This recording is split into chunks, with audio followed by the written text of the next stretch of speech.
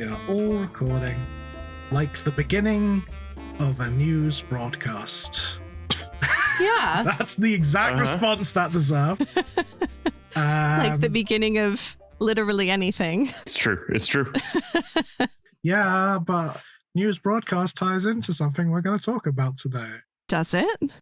This is When Rom Met Com, the podcast where we break down what makes a date movie a great movie. We're currently making our way through Vanity Fair's list of the 42 best romantic comedies of all time to see if they had us at hello or were a big mistake. Huge. I'm Jack, and with me is the little voice in my ear, Nora.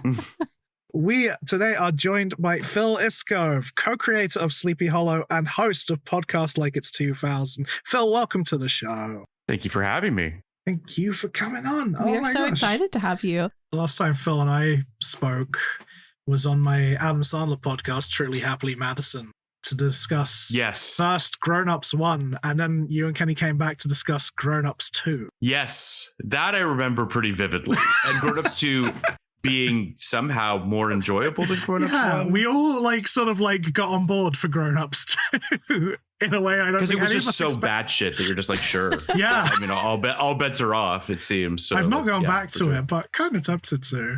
Yeah, they're making a Grown Ups 3, I guess. That's happening, I think. So, I mean, I'll be there. Who knows? I'll be there. Get the band back together. Get the band back together, indeed. I have gone back and listened to those episodes, which are very fun. But they are also both, I believe, 3 hours long. Wow. Yeah, well, yes. I mean, Kenny will talk Adam Sandler until you stop him. Yeah. So, but Kenny's not here today. Kenny's not We've here. We've got the great Phil Iscove. Thanks. And what movie are we talking about, Jack? Talking about number 14 on the Vanity Fair list, broadcast news. But before I jump too deep into that motion picture, Phil, what are your feelings on rom-coms in general? I'm going very game showy today. I like it. Yeah. I mean, I love rom-coms. I mean, I like good rom-coms, or at least the ones that I like. Because I do think that it's a somewhat maligned genre. Mm-hmm. And I don't think we're doing anything right now to dissuade people of that notion, unfortunately. Because I do think a lot of the rom-coms that are made right now, I mean, first of all, I would say that comedy across the board is not being made for movie theaters, it seems, right now. Mostly, I think, because even if the films themselves aren't particularly expensive to make, it costs a lot of money to market them. And I think that, unfortunately, the industry has programmed people into thinking that it's fine to watch comedies at home. And it's not. I agree. There's nothing better than sitting in a theater and a whole bunch of people are laughing. It's great. It's wonderful. But to answer your question about rom-coms, I was born in 1980. So, I was around for, I guess, the sort of heyday of late 80s, early 90s rom-coms. I'd say my favorite romantic comedy is When Harry Met Sally. It's one of my favorite movies ever made. Love it dearly. And Rob Reiner, rest in peace. Just a wonderful, wonderful movie. That's definitely sort of in my DNA as a writer and as a moviegoer. There's lots that I love. I mean, I love Notting Hill. We talked about that for 1999. It's been a beat since there's been one that I've been like over the moon about. But yeah, I love them. I think it's a wonderful genre. I want to hear about your relationship with this movie, but particularly why you requested it for this. This was actually, weirdly to me, our most requested film from the list. And no one's asking for When Harry Met Sally, even though most of our guests have said it's their favorite. Nobody asked for Down with Love. Yeah, which is crazy. Insane. Well, I'll say this. I think the reason I picked broadcast news and why I'm going to assume a lot of people picked it is that it is more than a rom-com. It is, as is the case with a lot of James L. Brooks's movies, for good and bad, they tend to kind of be these unwieldy, big kind of things that have lots of ideas packed into them. And this is the one I would argue. I mean, I think this is his masterpiece. I think this is the one that is the most successful at juggling all the knives and sort of doing unorthodox things within a genre, and yet at the same time making it really palatable. I think it's very prescient to the world that we live in today, in terms of our news and media consumption and lack thereof. And we'll get into sort of what is truth, which is something that we are grappling with, it seems, as a planet right now. So all of these things, I think, make it so much more than the sum of its parts and make it a really special movie. I also have sort of this in terms of my history with the film. I have a vivid memory. So this movie comes out in 87. I'm 7 when this movie comes out. It's a Christmas Day release. Interesting. Okay. It's not really a Christmas movie, but that's fine. I was raised by a single mom primarily. And I remember her coming home from work one day, and she had a long day at work, and she sat down with me and was like, okay, I really want to see a movie, and I know you're not going to like this movie, but I need you to come and see it with me because I can't find a babysitter and I just really want to see this movie. And I remember being like, okay. I mean, I was like, sure, whatever. I mean, you get to go to the movies. I got to go to the movies, sure.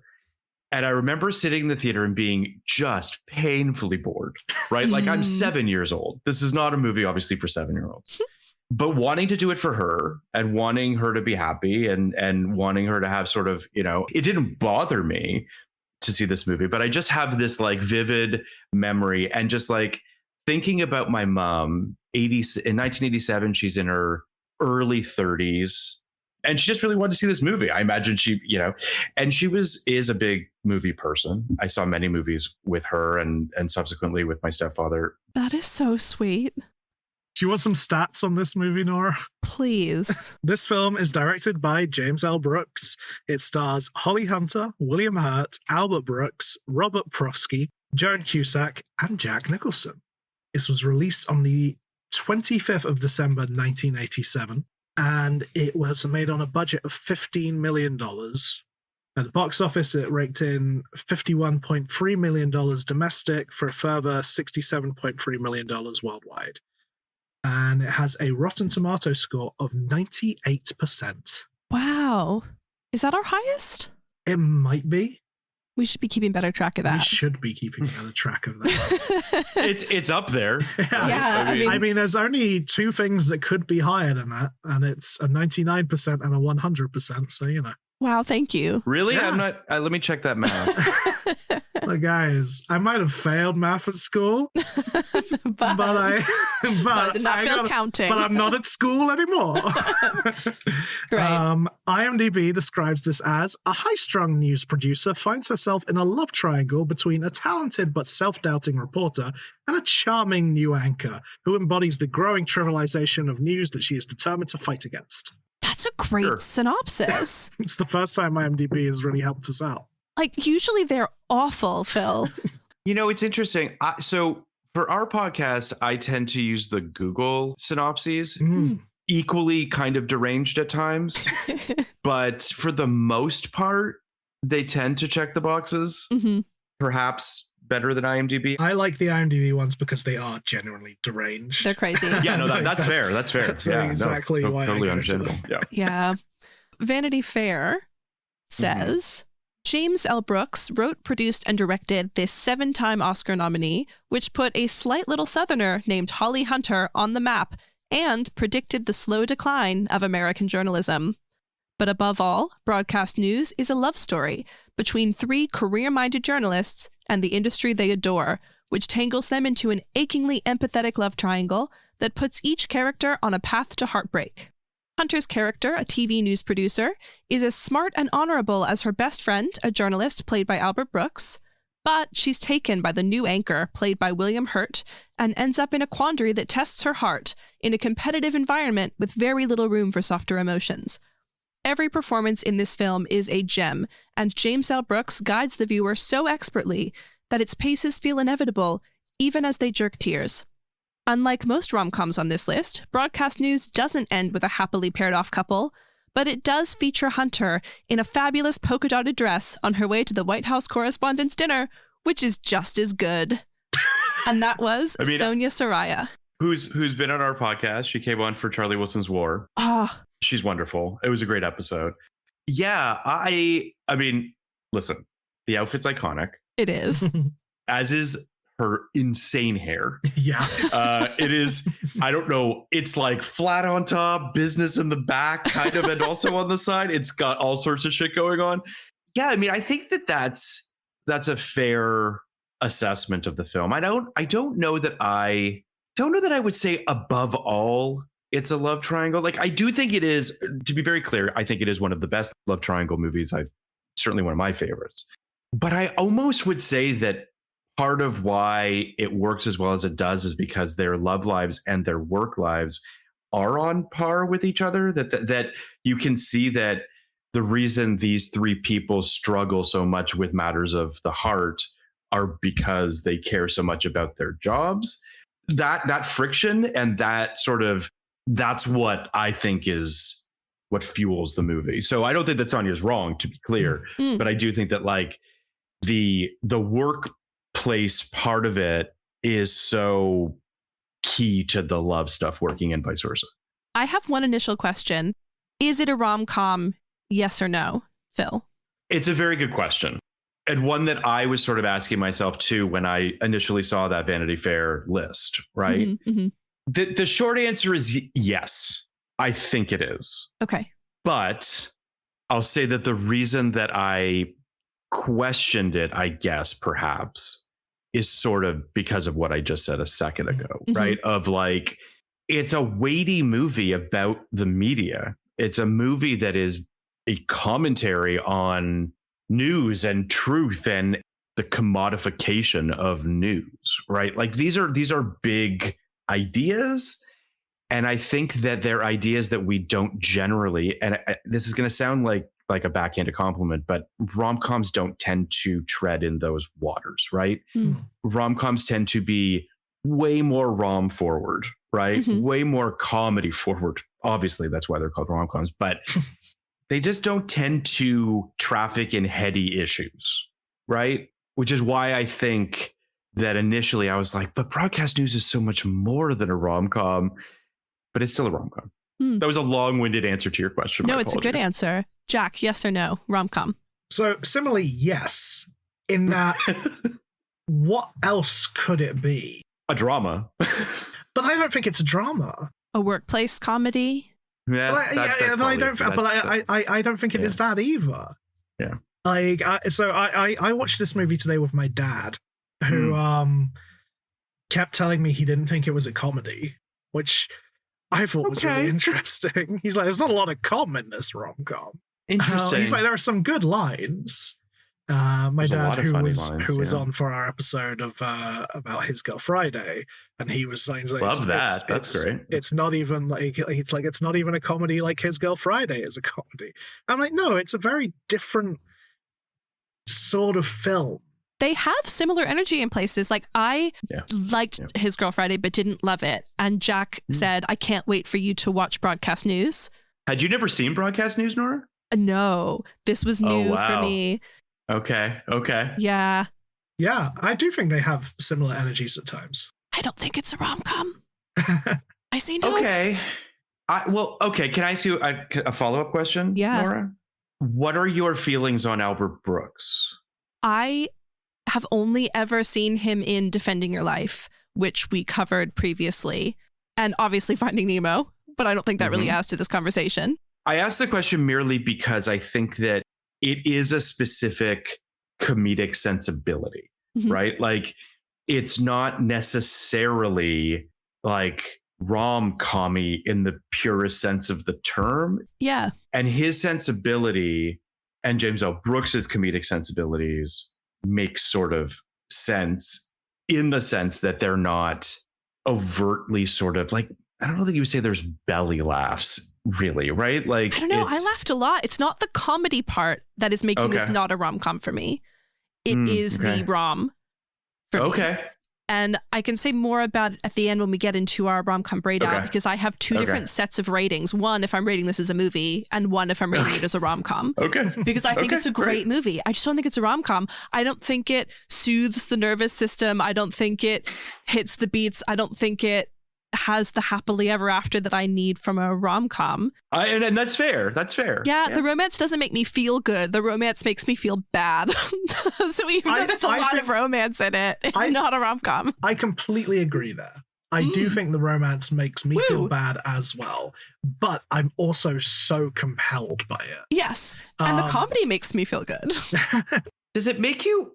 I guess I can't dispute that the romance doesn't make me feel good per se, right? Mm-hmm. Like, these are three pretty broken people, right? Like, kind of shitty people that don't love each other necessarily for the best reasons. Mm-hmm. They're pretty selfish people, which, spoiler, kind of the way people are. But that's spoiler for life. Just in listeners, just in case you thought people were inherently good, they are not. I don't think that necessarily makes you inherently bad. I just think that as a species, we're not necessarily thinking about each other as much as we should, is ultimately what I'm getting at. And I think that these three people think that they can make each other happy in some form or another, but inherently they can't, which is why I think the ending is so interesting. My roommate had never seen Broadcast News either, and we watched my Criterion of it, and she was sort of like, I don't actually have a problem with the ending in theory. It just seems a little bit rushed and it feels a little haphazard, like that there is a satisfying version of that ending, but that there was something odd about the way that this was executed, which I don't totally disagree with. Yeah, I agree with that. Has anyone seen the alternate ending? I want to say yes, but I don't remember what it was. So please remind me. So I haven't seen it, but I've heard description of it, because essentially what James L. Brooks wanted was a sort of improv-y kind of ending in which Holly Hunter was going to get into that cab at the end. Yes. And whoever he decided he wanted her to be with at the end was going to get in as well. And she wasn't going to know who was going to get in, and they were going to play the scene like that. Did they shoot it? They shot it. It's on the Criterion. Oh, fuck. What? I'm an idiot. I got to go watch that. I'm so sorry. That's absolutely fine. It's absolutely fine. I didn't expect you to go through the entire Criterion. It's the least I could have done in terms of research is watch the fucking special features on a disc I have on my shelf. But yes, I mean, those continue. Criterion features are extensive. Like, that's going to take you. They are. Phil, you are enough. Oh, thank you, Nora. Just as you are. Oh, I appreciate that. Yeah, I'm genuinely very curious to watch that now. When we're done here, I'm going to go watch that, because I don't think that's, my gut says that that's not the worst ending. Mm-hmm. But obviously what he got on film didn't work for him. What I understand is that Holly Hunter found out that William Hurt was going to get into the cab. Yeah, it fucked up the improv. Like a crew member said his name or something went wrong. And so basically... I would have been on the phone to Albert Brooks. Get in here! Get in makeup! Yeah. I'll say this. She can't end up with Albert Brooks. And I say that as much as I love Albert Brooks. She can't end up with either of them. That's definitely that's the Tom is the better option. But like, that's the thing. Kinda. They both do right things and wrong things, and like... Look, we're all complicated, and we're all going to bring our own sort of life experience and bias into what side we take in this love triangle.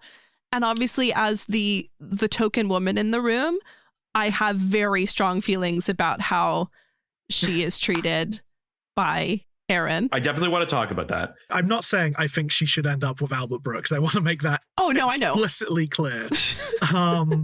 Even though I think Albert Brooks is the more entertaining person to watch in this movie. Oh, definitely. But can I posit an ending that I think actually might have worked? And I want to be clear that, as I said, I don't actually think the ending as is doesn't work. Mm-hmm. It doesn't work as well as maybe it could, but I think that like part of what makes it special is that the movie kind of owns the fact that these three people, as much as they mean to each other and as much as they should be in each other's lives, should not be romantic with each other. Mm-hmm. There is a version of an ending where it's the cab, and I don't know how you execute this necessarily, but you end it with someone gets in the cab and you don't know who it is, and her saying something along the lines of "I'm so glad it's you" or something like that, where you allow the audience to sort of choose for themselves who they want her to be with. I like that. And then that way you kind of don't have to commit to either person. Yeah, I like that a lot. What if it's a stranger who gets in the cab and is like, do you mind if I share this cab? And then you see them lock eyes and they have chemistry that she did not have with either of the others. Well, that's the guy she ends up with anyway. It's, I just, there is, speak to what you were kind of alluding to, Nora, like neither of these guys love her for the right reasons, love Jane for the right reasons. She is a spark plug and prickly and can be difficult. And I think they both like the challenge of Jane more than Jane. Mm-hmm. And I think that that's a bummer, obviously. I think that for Albert Brooks, who I sadly empathize with a lot in this movie. Oh, yeah. Sure. Yeah, we all do. Is just, I understand. I've been friend zoned many a time. I'm friends with many women that I've either dated or wanted to date or whatever the case might be. And I understand his plight, but I also think he is going about it all the wrong way. And William Hurt's just the good looking guy that Jane is attracted to, and, you know, again, for the wrong reasons. And he is not respectful of her. So it's yeah. He's good looking. Yes. He's also very nice. Like, he's very sweet. He's very sort of like, sure. Like, what is the male equivalent of being doe-eyed? You know, like, he's that. He's a dope. Dope-eyed. The moment for me where I was like, I could be into this guy actually, is when he's tripping all over his words and then he says, "You make me nervous." And like, that is my kryptonite. I love to make a man nervous. But here's the thing. Do you think that's actually true? Yes. Yes. Interesting. I think that's him selling. Oh. I actually think that Tom is only capable of being on camera. Oh, interesting. Like I when I see him, like, I don't actually think he's a particularly performative person most of the time. Mm-hmm. Like, I think he's actually pretty like earnest and honest. Earnest is exactly what I wrote. Which is weird because he's not on camera, right? Like, he knows how to turn it on and off is ultimately what I'm getting at. Like, the scene when he's trying to teach Albert Brooks how to be a news anchor is him being like, this is my trick. And I don't know that when he's with Jane, she is kind of getting underneath his armor in a way that he doesn't like. I know what you're saying, Jack. Like, I don't trust Tom. Like, I don't think he's a trustworthy person, but I also think that there is this earnestness and an honesty when he's in scenes with Jane that I'm like, this is why he loves her, is because she forces him to be himself. The problem is he doesn't like himself very much. I actually didn't get any shifty vibes about him at all. I thought that everything that he did and said was on face value. You suck it in. You were sucking. I mean, there are cagey moments with Aaron because there's this like dick measuring nonsense that's going on between the two of them that is, you know, obviously pathetic. But I don't know that with Jane, I don't see it. I think one of the biggest problems, I think, for Tom and Jane is he's never going to match her intellectually, and she's never going to be stimulated by that. I have a question about that. Question for the room. Would you date someone that you genuinely liked and were very attracted to, but felt was significantly less intelligent than you? No, because I'm an idiot. Wow. I can only date people smarter than me, because if I don't, it's never. Else is left? There's nothing. Yeah. There's nothing below me. As someone who has lived in Los Angeles for almost 21 years, I'd be lying if I said that I have not dated people that I was physically attracted to and superficially attracted to, but found myself longing for them to be perhaps more intellectually substantial. But They've not lasted. Ultimately, if you are not an intellectually curious person, I struggle to be in your company. Yeah, sure. As shitty as maybe that sounds. I think also part of why I think broadcast news speaks so much to people is because it's about three people that want to be challenged. I think that there are a lot of people that want their relationships to be a challenge. They don't want it to be passive. That can be boring for people, which is understandable. But then there are a lot of people that don't want relationships to be a challenge, that want them to come really easily, and that life's challenging enough, and that they want matters of the heart to come easily to them. And I want both. You can want all you want, Nora. I don't know how happy it's going to make you in the long run, but you can long for whatever you want. I used to be in a relationship with someone who will remain nameless, who I found couldn't spar with me, I guess, on a cultural level. And that's not a problem. This person once told me that they just don't really like music. Phil and I both just made the same face that no one can see. That's just sad. That's just like removing a wonderful part of the world from your life. I didn't really understand that. I'll say this. I do think that, I have struggled in my relationships. I would say this comes back to the LA of it all, being in relationships with people that are in the industry or not in the industry. People that I've dated that are not in the industry, I think has been a challenge because, to people that don't know how the sausage is made, it's really fucking time consuming. It's really unpredictable. And for instance, I was in a relationship when I was staffed on Station 19, and being a staff writer on a television show is incredibly unpredictable. It's incredibly difficult work. You don't know when your room is going to wrap. You don't know when you're going to be on script. You don't know when you're going to be on set. These are all just things that are impossible to predict. And that is hard for a relationship, for a person that doesn't understand. I mean, I vividly remember relatively heated conversation where she was just like, you're just writing about sexy firefighters. Like, how fucking hard can this be? And to be fair, not an unfair comment. We were doing that. And she was not wrong in that. But this is all just a long way of saying that there are factors outside of our control that make relationships incredibly hard. And that's why it makes for good movies and good fodder for movies and television shows. Yeah, but it is one of the reasons I don't think Tom and Jane can be together, because I think it is going to come up against them. Well, there's a bunch of reasons why they're not good together. No.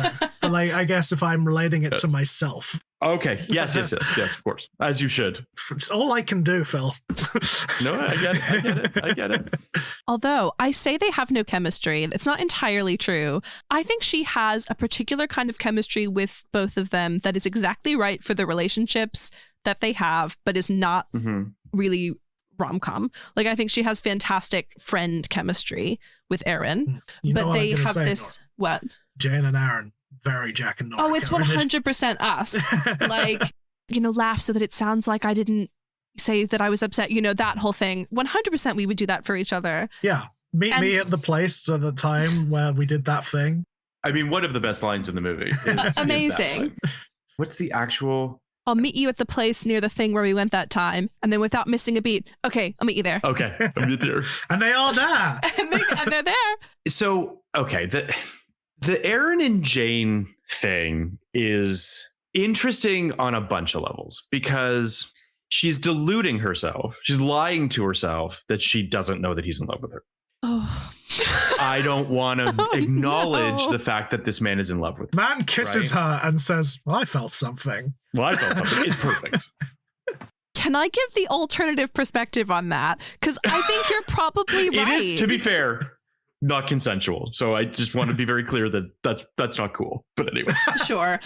I think, I actually think people kissed so much more casually back then. Like in When Harry Met Sally, they kiss at midnight. Even though they're super platonic, people just did that. Whereas now, they kiss in the office in this film, right? If somebody, if a close friend kissed me on the mouth, even while wasted, I would be like, "Oh my god, they have secret feelings for me. We have to have a big talk about it when they're sober." And I would stress all night.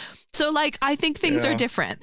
But is she lying to herself, or is she really clinging on to the only meaningful friendship in her life? and really, really, really hoping that that's not the case. Or maybe at some point he has said something about it that leads her to believe that it's platonic. You know what I mean? Because I think like as a woman who has been in a situation similar to that multiple times throughout my life, you don't want to assume.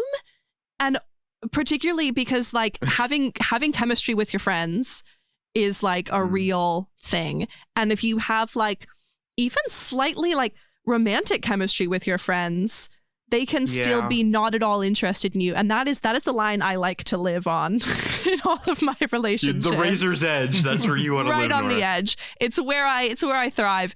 And it can absolutely burn you. But also it can be the most satisfying friendship you'll ever have.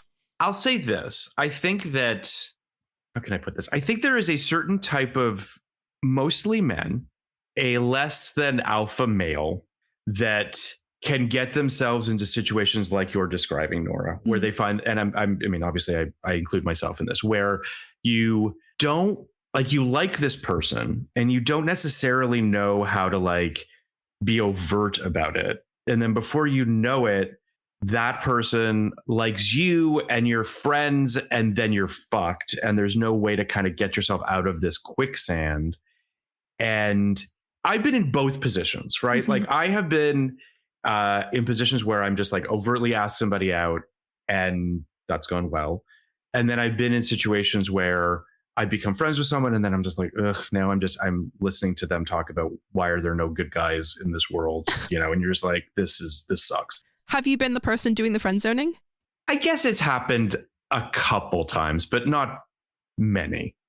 I think so much of this comes down to the moment when he says, and I think I'm in love with you. And she gives this like weird kind of glitch almost, you know, where she's kind of like, it's almost painful that he's put it out there now. Yeah. What is she supposed to do with that? But also her face is a little bit of like, I know, and I didn't want you to say it. And also that scene is so fraught, right? Like that's the scene between Aaron and her where he's like, don't you see how much of a piece of shit Tom is? Like he's literally the devil. and her just being like, why can't you let me be happy? Why are you ruining this for me? Like there's just so much going on in that scene. And that moment of him being like, and I'm in love with you is like, she flinches almost because I think she's just like, that's not what this is about. And don't make it about that. I have a pro tip for any men listening to this episode. If you are going to tell a woman you love her, do not yell at her first. It's a good note, guys. It's a solid note from Nora. But yeah, because there's something about like, you know, fuck you, you're the worst, he's the worst, I hate you, by the way, I'm in love with you. And it's like, well, great, because I'm feeling very fucking warm and fuzzy towards you right now. Really ready to reciprocate those feelings. Let's fall into bed. No, I mean, yes. You're highlighting though. See, this is why this scene is the whole movie in microcosm, right? It is funny. It is romantic in its way, but it's also, I mean, the line, I'm going to read it, that he says, he will be attractive, he will be nice and helpful, he'll get you a job where he influences a great God-fearing nation. He'll never do an evil thing. He'll never deliberately hurt a living thing. He'll just bit by bit lower our standards where they are important. Just a tiny little bit, just coax along, flash of our substance, just a tiny little bit, and he'll talk about us all really being salesmen, and he'll get all the great women. That line is the movie, right? It's funny.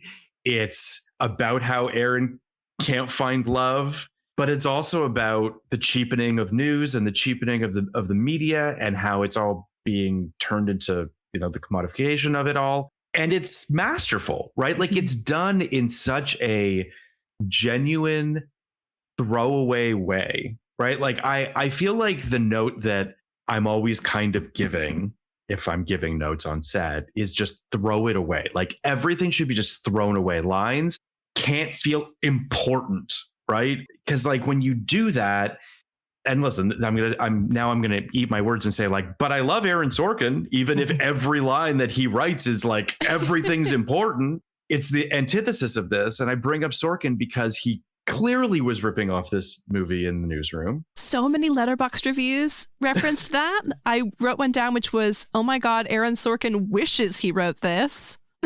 Well, the relationship between Jeff Daniels and Emily Mortimer is Jane and Tom. Yeah. I mean, it's just quite literally in text. Like, it's just there. But all this is to say that broadcast news is, to go back to that scene and to that line that Aaron has, it's so perfect. It's such a light touch. It's such a throwaway line, but it's the whole kind of microcosm of the whole movie. And I love it. But I also understand, Nora, you saying, I hear that line and I don't think rom-com. Like, I get it. Yeah. I got here early, and so I read a bunch of Letterboxd reviews. And my favorite one was someone said, it's always on the verge of becoming the movie you think it's going to be, but it never does. And it's so much richer and deeper for that. And I was like, holy shit, that's 100%. It. Because I spent the whole movie waiting for Aaron to do something and for her to be like, oh my God, he was there all along. But instead he got worse and worse and worse, which is objectively the more interesting choice. It's just the choice that makes it not a rom-com. Well, this is, you saw my Letterboxd review before coming on this, but yeah, I think it's magnificent, funny, touching, smart, human, but is it a rom-com? Yeah, but you said yes earlier. I said yes because I can't think of what else it actually is. Like, just to pigeonhole it into, like, I guess it's just a comedy, but it feels more than that.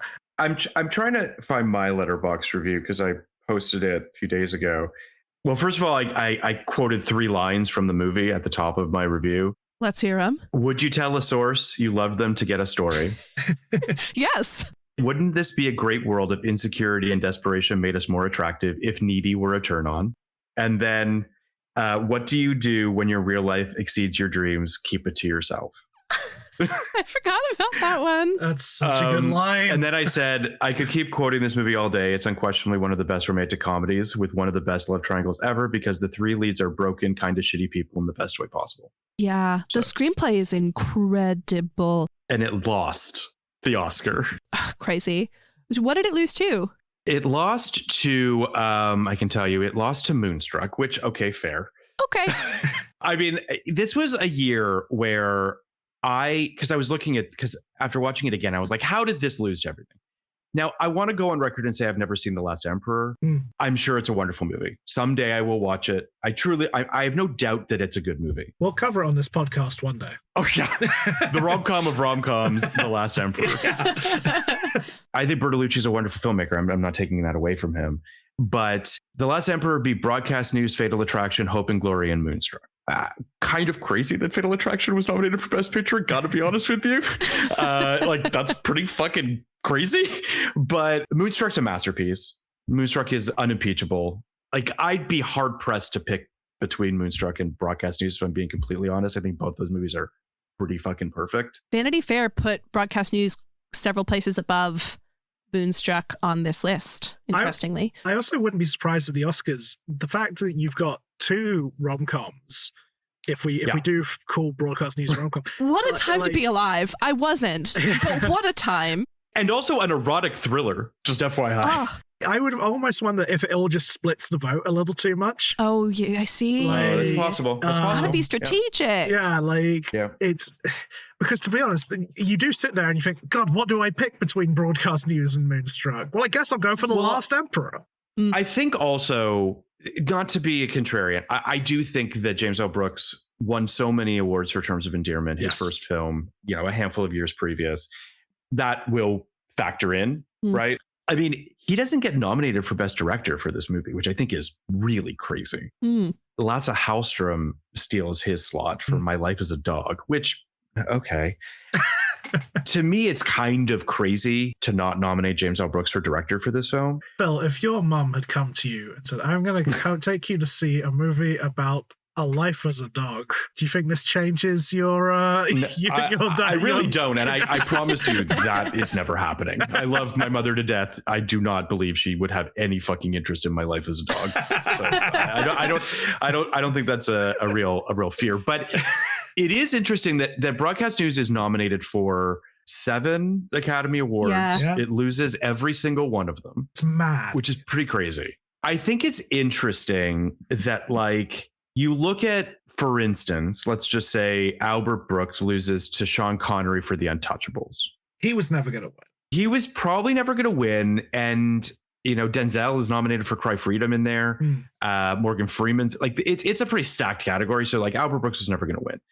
Holly Hunter loses to Cher, which is fair. Like, Cher is unfucking touchable in that movie. It's just, you watch it, you're just like, this is like magical. Forget it. It's magical. It's the only way. And then if she doesn't lose to that, she loses to Glenn Close in Fatal Attraction, right? Like, who one would argue gives a unhinged and incredible performance that scared every man in America. So, like, and then also she probably would lose to Meryl Streep in Ironweed as well. This is what I mean. Like, Holly Hunter's not winning, but she should have. Like, she's really fucking good in that movie. I will tell you, one of the best things in this movie is just cutting into a scene of Holly Hunter by herself crying. Yeah. It works every time. So funny. It works so funny, so relatable. You said something about that there weren't really belly laughs in this. Yeah. What were your biggest laughs? I think for me, biggest one is when they're trying to get that homecoming tape over the line. They've got like 15 seconds. It's incredible. Jane going, Bobby, Bobby, Bobby, Bobby, Bobby, Bobby, Bobby. And just like William Hurt being like, he's got it. Like, it's chaos, perfect chaos. Joan Cusack, I adore that scene. That whole like physical comedy bit where she's running and she like leaps over the baby. She like runs into the fucking water fountain. This is it. Yeah. Like, it gets the free acting nods for the free leads. Yes. Supporting actress for Joan Cusack, like, quite easily. She had more screen time than Anne Hathaway in Les Mis, I'm sure. Or Judi Dench wins for 7 minutes of screen time in that movie. Judi Dench, I don't know what you want. And by the way, I don't think she has any lines. She just like plays. Amazing. She just sits there and just like makes faces at the play. I'm like, sure, fine. We're missing the funniest moment. What's the funniest moment? Albert Brooks's on-air appearance. Sure. Oh, that didn't do it for me because that kind of secondhand embarrassment humor doesn't work for me. It's not that I get that it's funny. It wasn't funny to me. Him singing the French song while I'm singing and reading, that was funny. I laughed at that. I also loved It's Not a Date, turns around and puts a huge thing of condoms in her clutch. That's great. The bit in the broadcast that I love for Albert Brooks is when he reports on all the people being dead, and he's like, and I wish I was one of them. I was one of them.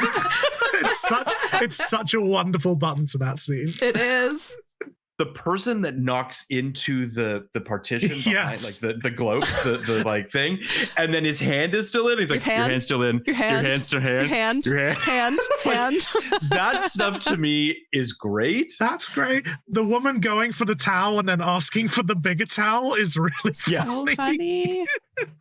I think one of the first scenes with Holly Hunter is she's on the phone with Air and she hangs up the phone and then she just starts to cry and then starts to laugh. Like, she goes through this whole like roller coaster of emotions. Holly Hunter, who takes over this role 3 days before shooting starts from Deborah Winger. This is not just a star-making performance. I mean, she does this in Raising Arizona in the same year. Like, she just absolutely like blows the doors off the place in both performances.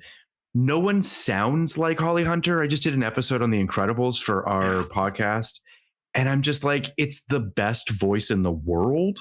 I adore her, and she might not always be in great movies, but she is always great. We covered The Big Sick on this podcast. She's amazing in The Big Sick. She's so good in The Big Sick. She's wonderful in The Big Sick. Yeah. She is one of those careers that is kind of weird, right? Like, there's some highs and some lows, and she kind of goes away for a bit. She's on a TV show for like 3 seasons. I hear she's great on Star Trek at the moment. Ooh. I haven't seen it yet, but I'll watch it. I'll check it out. Yeah, she's wonderful in Succession, obviously, where she just shows up and just crushes for a handful of episodes. Yeah, I adore her, and I think that this performance, I'm not a woman, spoiler, but Nora, you are, and I do feel like Jane is a raw nerve in a way that I think a lot of women aren't allowed to be. Yes, that's exactly what I was thinking. She doesn't have to be perfect and correct and soft and gentle all the time in order to be likable. And that's so rare even now. Yeah. Let a woman be messy. It's what we love. Same, but I mean, Joan Cusack is allowed to be messy in this too, for the record. I wrote Oscar to Joan Cusack. Also, Oscar to the kids at the beginning, particularly the little girl playing baby Jane. I think that is the best performance in the whole movie, actually. My first note is how wonderful is this girl playing young Holly Hunter. Yeah. But also, how wonderful are all three of those kids? Those kids are amazing. Amazing kids. They all hit the exact notes they need to hear. That sets up this film so beautifully. Yep. Which I would say also too, as a writer, not to be like as a writer, but as a writer, to start your movie with your three leads as kids should not fucking work, right? Like it should not work.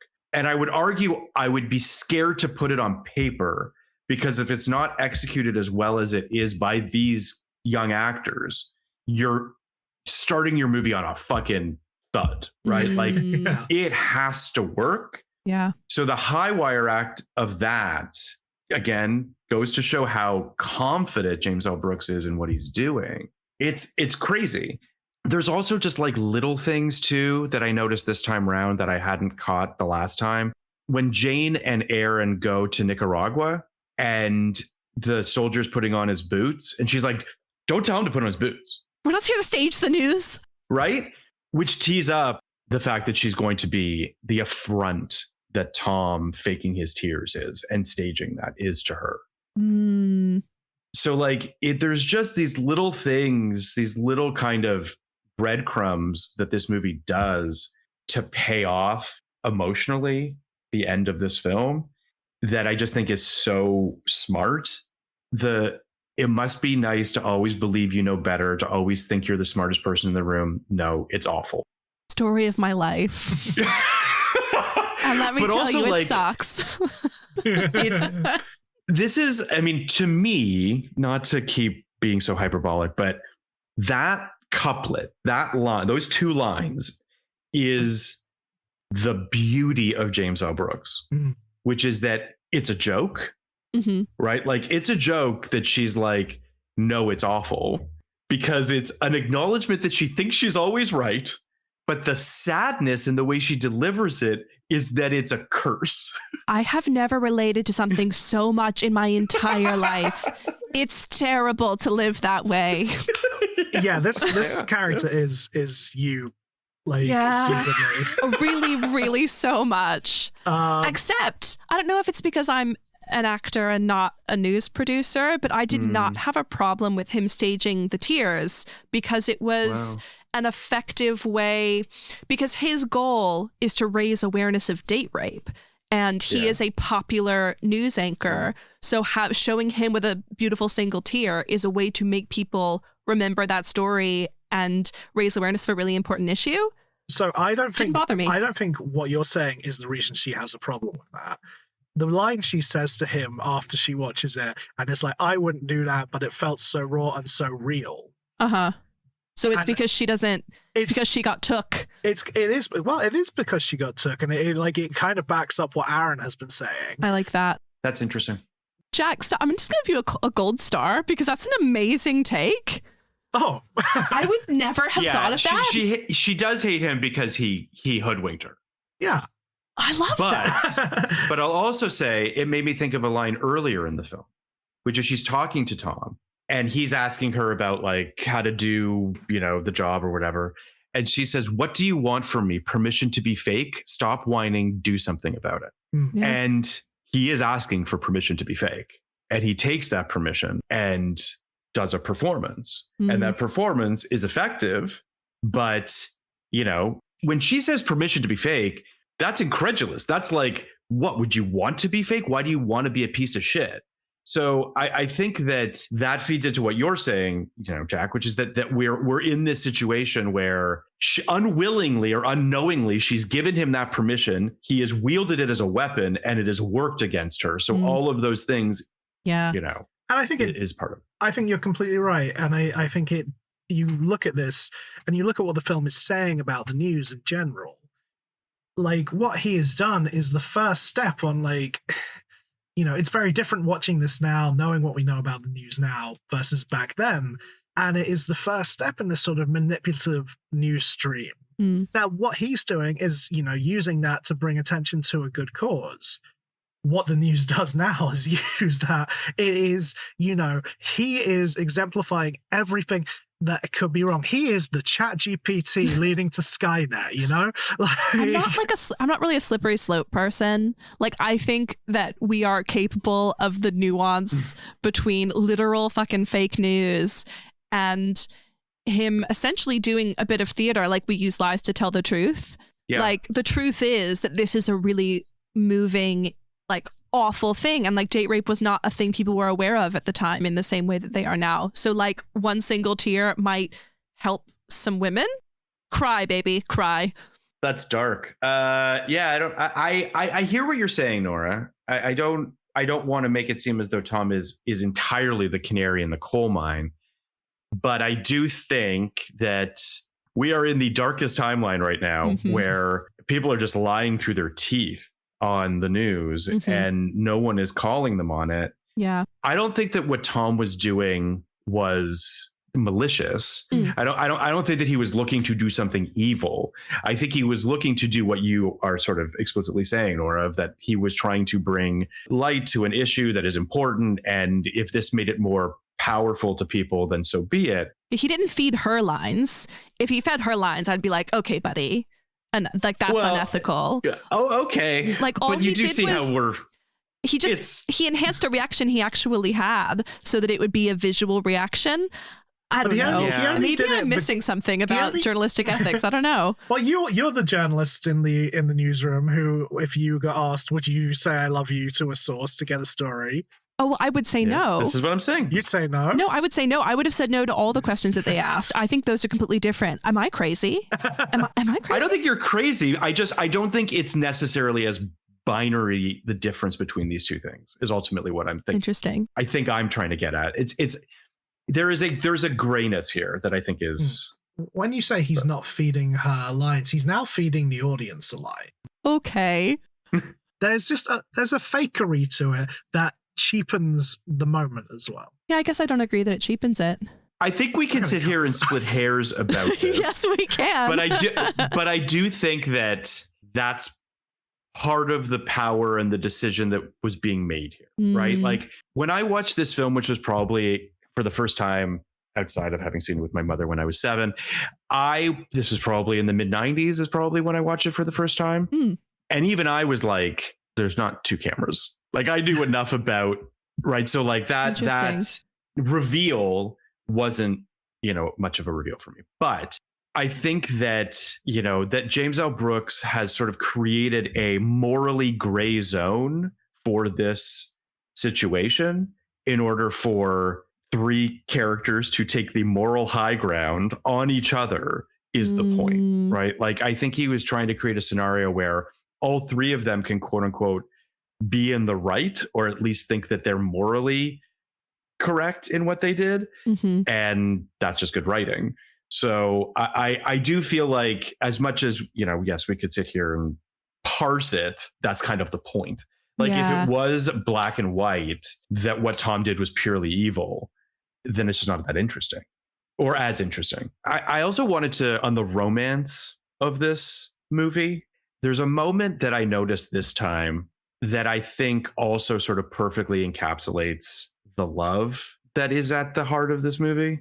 When Tom is doing his first anchoring and she's in his ear. So she's switching back and forth between him being able to hear her and then shutting off so the newsroom, right, can hear her. There's a cut in or an insert to her touching the button lovingly. This is in my notes.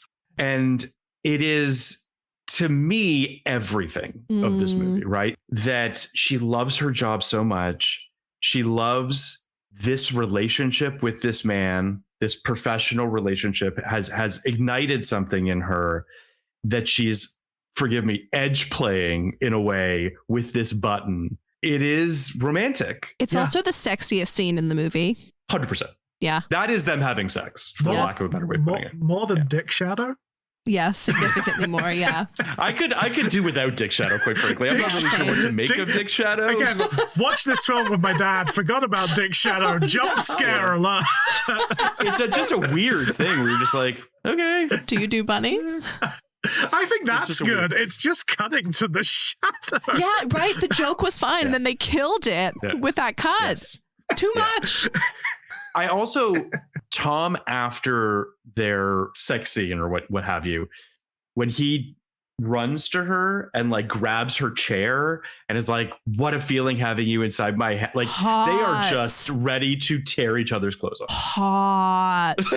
Oh my God. That's when I was like, girl, I get it.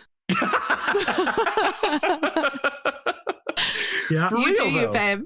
Yeah, completely. There's another throwaway moment in this movie. So after the weird kiss thing where Aaron kisses her and he's like, well, I felt something. And then she like goes off to meet Tom, and she gets to the place and he's leaving with Jennifer. Mm-hmm.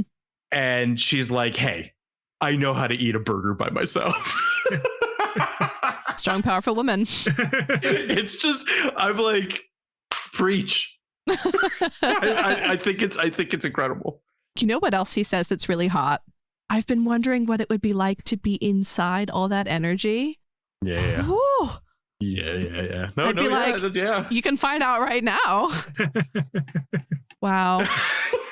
Yeah, not hot though is the like very prolonged like boob graze instead of just kissing her.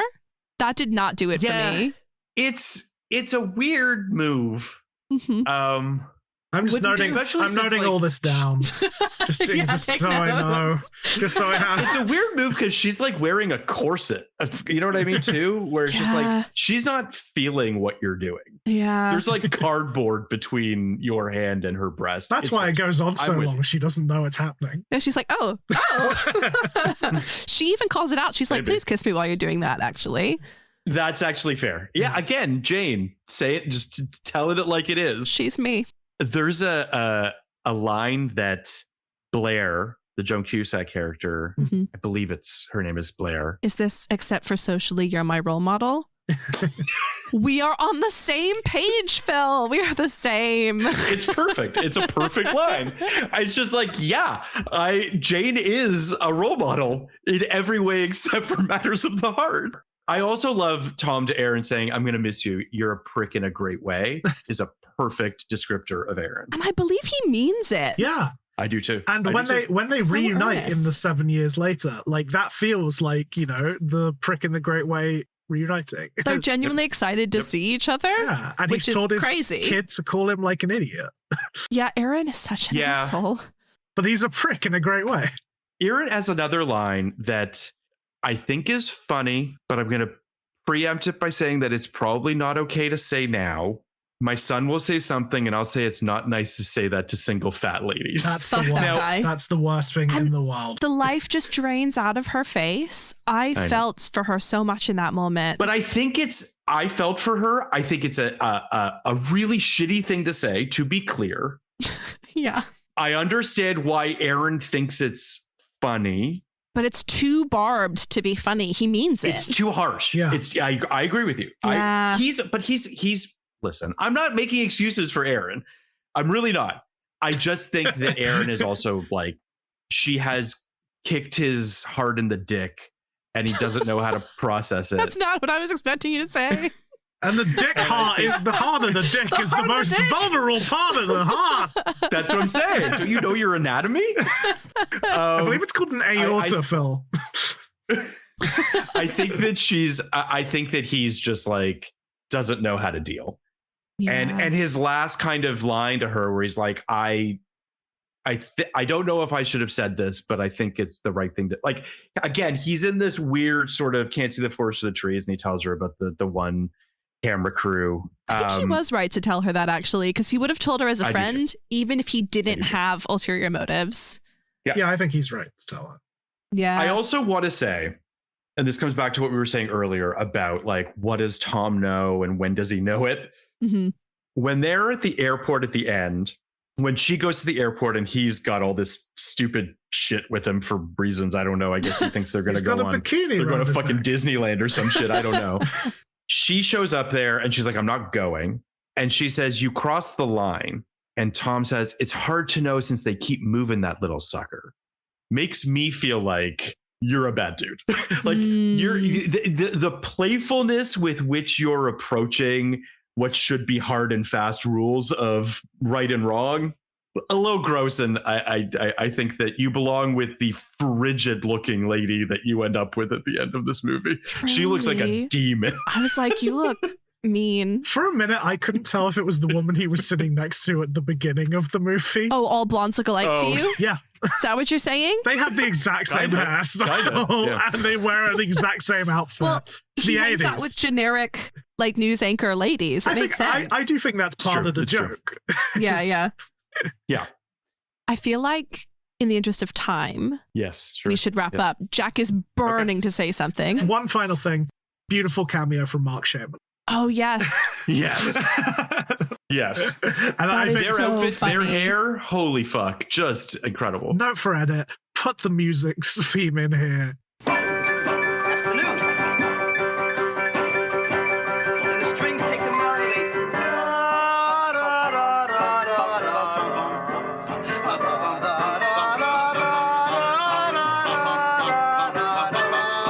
Out is the counter melody.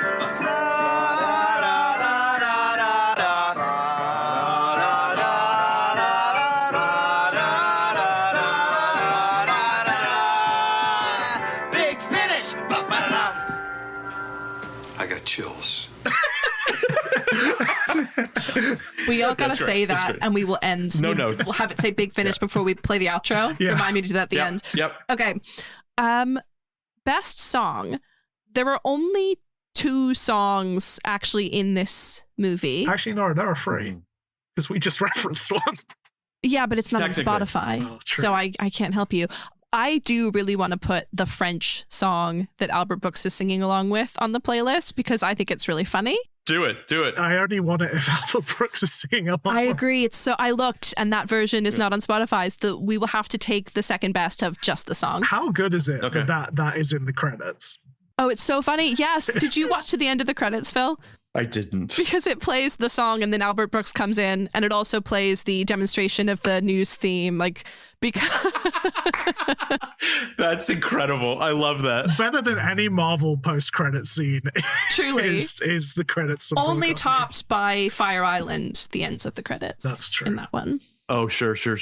I'm happy to put Midnight Train to Georgia on the playlist. Great. 2 for 2. I like that great. both the songs in this movie are from the same scene. Oh, yeah. Cool. Well, that was quick. That was easy. Yep. Would do, wouldn't do, have done. Jack, want to start us off? What would you do? I would send my romantic rival to Alaska.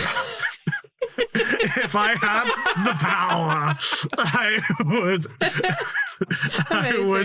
absolutely, without thinking about it. That's dark.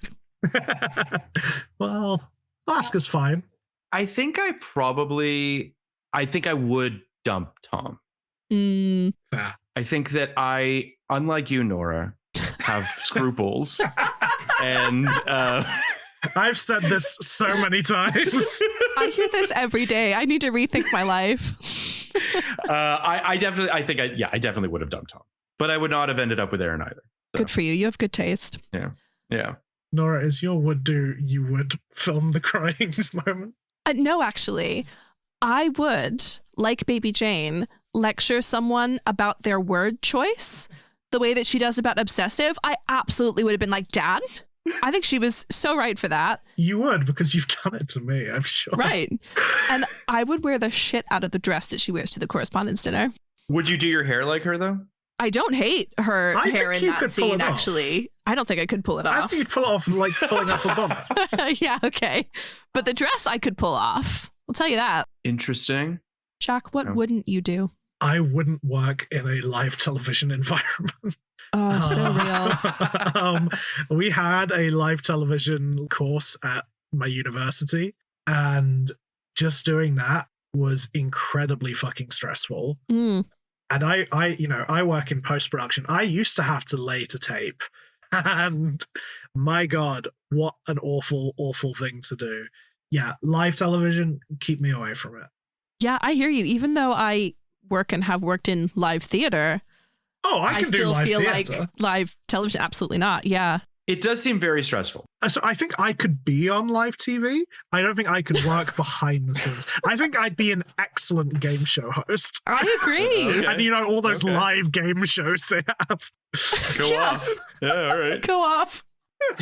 Phil, what wouldn't you do? I definitely would not kiss my female friend without consent in an attempt to sway her to us being romantic together. That's a real, I think, as funny as the line is afterwards, the impetus of it is a little creepy. I think there are two reasons why you're right for that.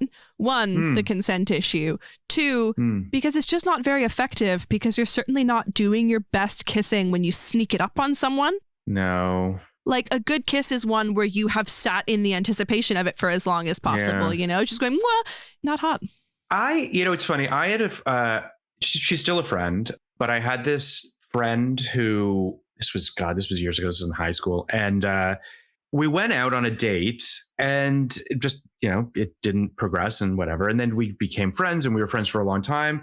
And then I remember we had this like kiss because we were both like, I guess we should just kiss and see if there was like no spark to it whatsoever.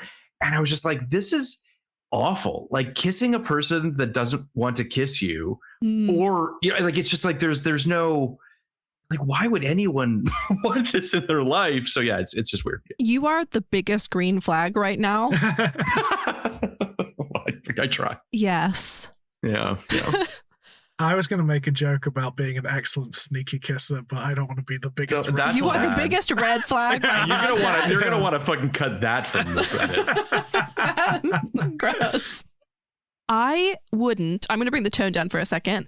I wouldn't pull an Aaron and be dismissive of the date rape story as like light, fluffy human interest news. Oh yeah, you really blew the lid off Nookie.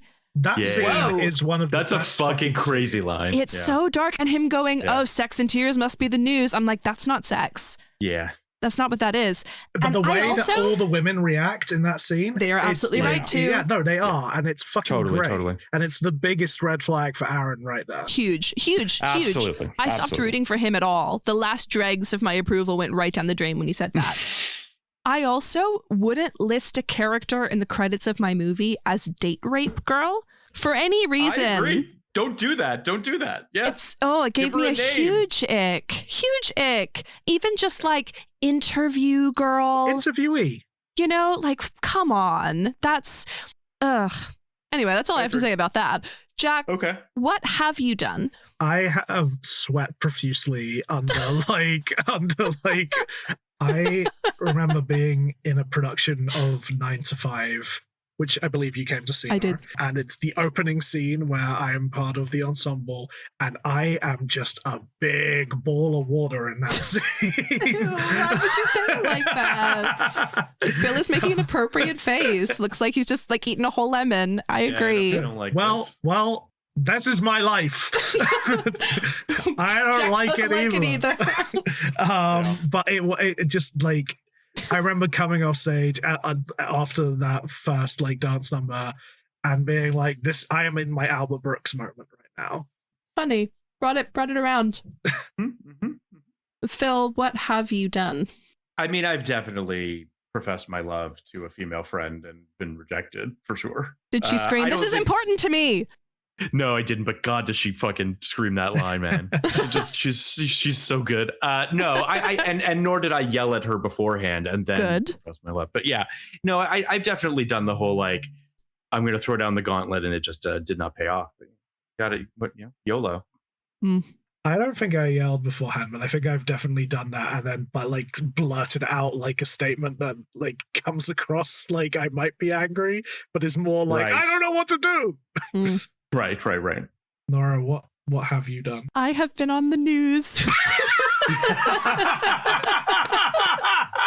Congratulations, Nora. Thank you. I was on the news as a teenager talking about movie remakes and how I didn't like them. And now, hard line.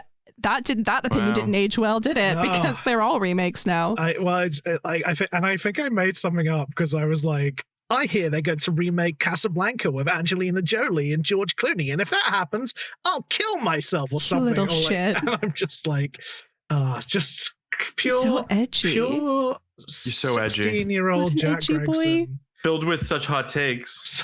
Such hot takes. Rom-com Braydow? The romcom Braydow. Of course, we all know the romcom Braydow is a scientific method in which we assign ratings to aspects of the movie. First part, we do a 1 to 5 rating on the leads and their chemistry, the supporting characters, and the plot. Then we do a romcom scale, 0 to 100, 0 being more romantic, 100 being more comedic, or 50 being the ultimate level of rom and com. Ladies and gentlemen, how do we feel about the leads and chemistry in this motion picture? 5 if it's not a rom-com, 3.5 cents it is. I go for a 4. Yeah, I'm gonna go 5. I think they have great chemistry. I mean, and it might not always be romantic. They have very believable chemistry. They feel like real people, and that's why I think this movie, is special. Yeah, just not the chemistry you want from a rom-com. Like, it's doing exactly what it intended to do. It just didn't intend to be a rom-com, is the take that is my thesis for this segment. That's the hill you want to die on? It is. Okay. I'm dying. I'm bleeding out on that hill. You are. You're lying there in the war zone that they visit in this movie. Supporting characters. 5 out of 5. I mean, come on. Yeah, just 5. everyone's got a face. We used to make movies with people that had faces. People had faces. Prosky. Yeah, Robert Prosky. Just killing it. Obviously, we've talked about Joan. I like that Nicholson is, unbilled in this. I think he's so perfect in what he does. Yeah, he's so well cast. When you first see him, great, especially if you don't know it's coming, and he just appears on that TV screen, and you're like, "Oh shit, it's Nicholson!" And he'd be the person we're all aspiring to be. It's a year after Witches of Eastwick, and he's still very much in Witches of Eastwick mode for me. Like, he's got that vibe. But yeah, so he's good. He's good. The line asking him to knock $1 million off his salary. Incredible. Incredible. Yeah. Yeah, 5. And as a rom-com? Yeah, it's the only one where my score is the same for both. And plot. I think that, I'll be perfectly honest with you, it's clear to me in all of James L. Brooks's movies that plot is not important to him, that it's a byproduct of moving the chess pieces of his characters around. So I'd give the plot of this movie just on its face, I'd give it probably a 4 out of 5. I don't think it's perfect. I think it's serviceable and it does what it needs to do in order for, the movie to keep moving. I think you're right. I think it's wonderfully watchable, and it's got a lovely flow to it. When I call that plot, not necessarily. I am sort of leaning towards more of a 3.5. So I said 3 if it's a rom-com plot, 3 as a rom-com plot, 4.5 as just a movie plot. Okay, that's fair. Yeah.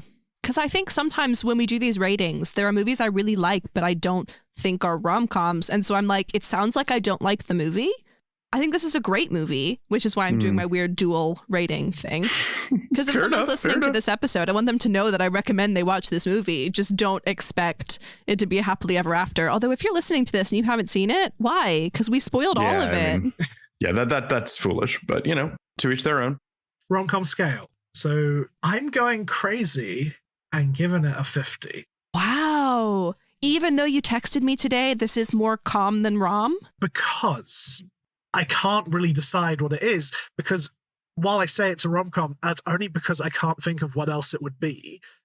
And therefore, it's a 50 in the sense I'm just like, well, it's a rom-com by looks alone. I said 70. Okay. It is funny. Yeah, I don't know. I mean, I could split hairs and say 65, 45, or something. I think it's pretty balanced. And as I sort of said earlier, I think that they're feeding each other. I think that the love story, the workplace comedy, I think that stuff is really well tuned and is propping each other up. So I'm going to say a 50 as well. I think it's personally for me, I think it falls. There's enough romance and enough comedy on other side of the scales.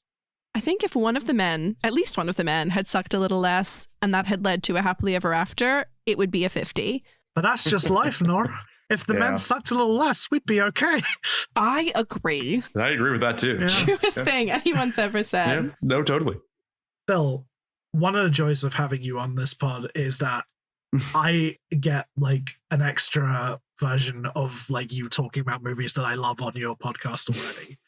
So thank you so much.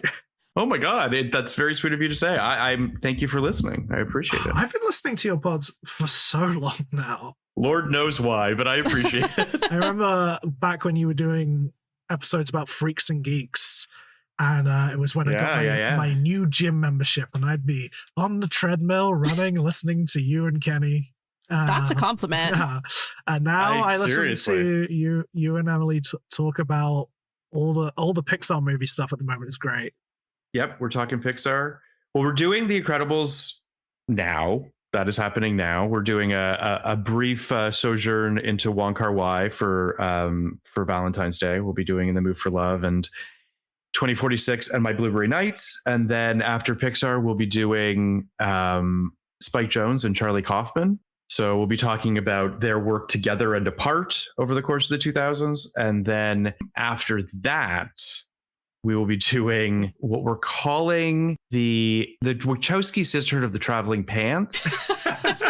So it's going to be the Matrix films, Speed Racer, and the two Sisterhood of Traveling Pants movies. So that is what's coming up for us over the next few months. Nora, what's my favorite movie? Speed Racer. There's a dream guest that I want to have on for it that I texted Emily about today. Let's just say that this person might have put Speed Racer on their Sight and Sound list. So my hope is that we'll be able to get that. Oh, that'd be great. Fingers crossed. Oh my God. What? Fingers crossed. What a fucking film. What a film. Podcast like it's 2000s. So great. I love it to pieces. We also have our Patreon as well, which I'd love people to check out. It's a podcast like it's the 1990s, where I do miniseries on the films of the 90s. Currently, I'm doing the Tom Hanks 90s run. It's been a blast. We've had lots of great guests, Katie McGrath and Tom Meissen come on, quite frequently. Yeah, so people should check that out. They can check it out at Patreon.com/podcasts like it's. Are you doing You've Got Mail? Oh, we're doing You've Got Mail. Hell yeah. Well, thank you so much. Is this our big finish? Is this our big finish? This is the big finish. This is it. All right. Can we do it? There you go. 3, 2, 1. 2, 1. Big finish! This has been When Rom Met Com.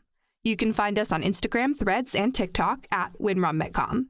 There are links there to the Vanity Fair article, to our Letterboxd, and any other fun things that we'd like to share with you. You can DM us or send us an email at mail@whenrommet.com. Get it?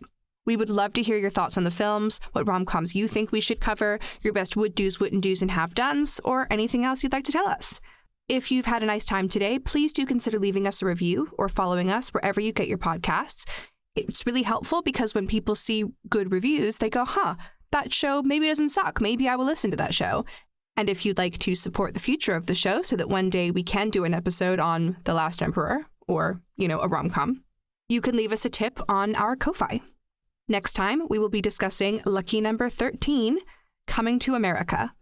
Thanks for listening, and remember, we don't hate you. Not even a little bit. Not even at all. See you next time.